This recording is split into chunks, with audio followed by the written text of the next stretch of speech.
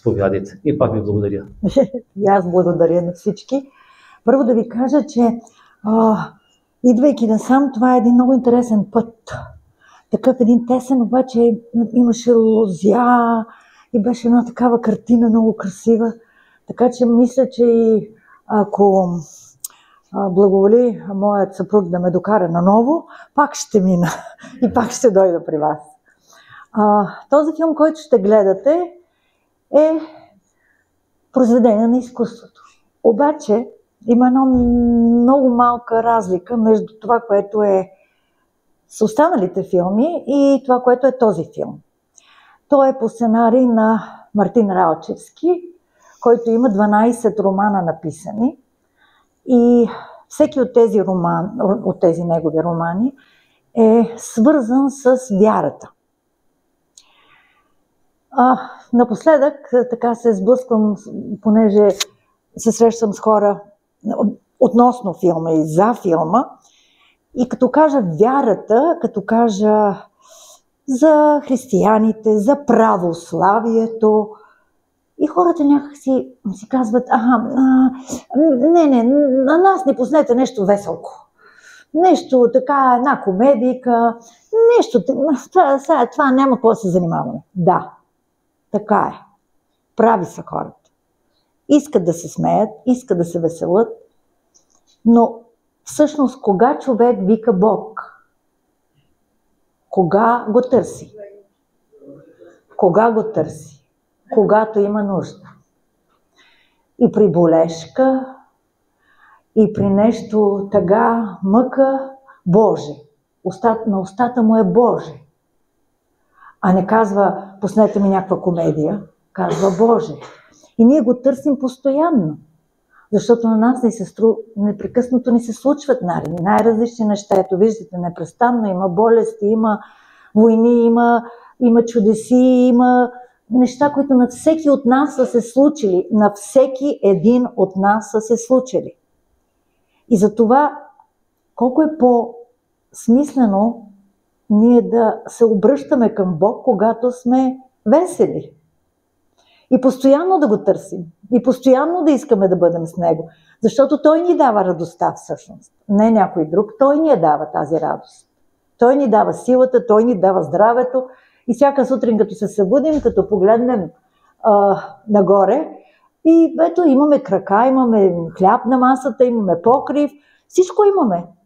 Този филм за това е различен, защото няма думи, които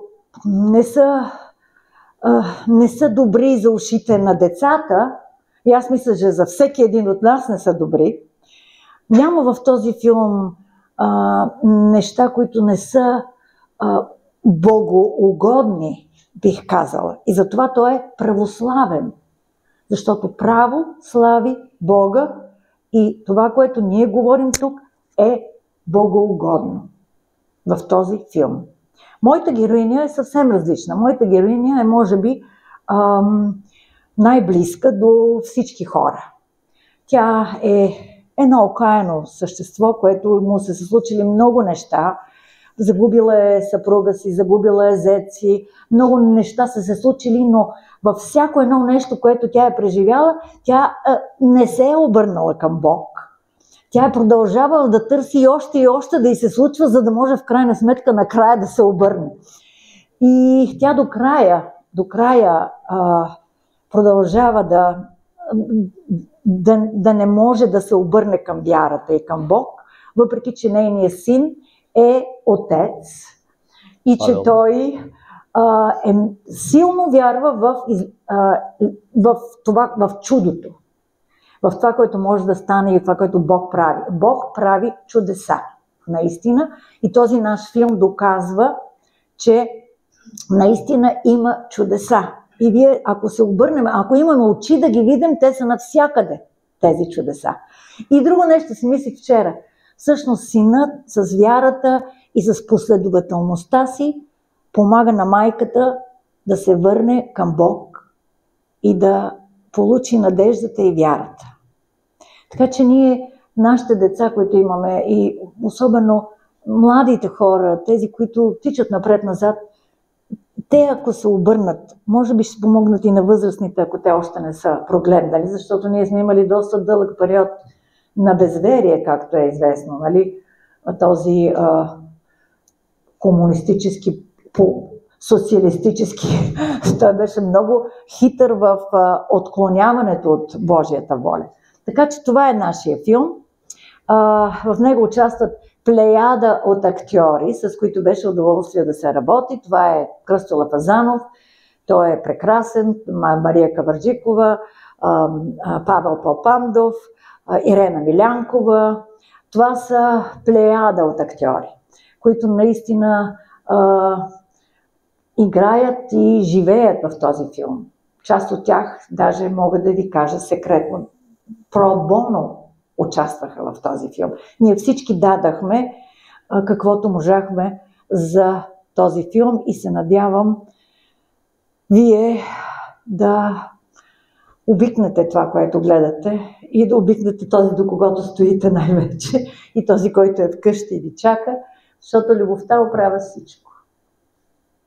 Ако някой иска нещо да попита, ако някой иска нещо да каже, въпреки че не го е гледал, и обикновено се прави това след като сте гледали, но аз повечето ви разказах за какво става дума и за какво се отнася филма, защото всички въпроси на журналистите са защо е първия, защо е православен. И аз за това обяснявам. Православен е, защото право слави и е богоугодно всяка дума, която е била и изказана в този филм.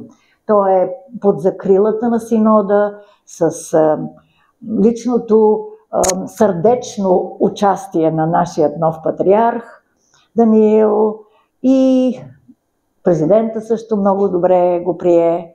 Така че във всяка една част на България, както той замина и за чужбина, и за Америка, и за цял свят, дано да донесе, да разтвори сърцата ни за вярата, за Бога. Аз искам също да ви благодаря, че ни отделихте от времето си тази вечер. Нашата общност е малка, но съм сигурна, че повечето ще споделят моето мнение.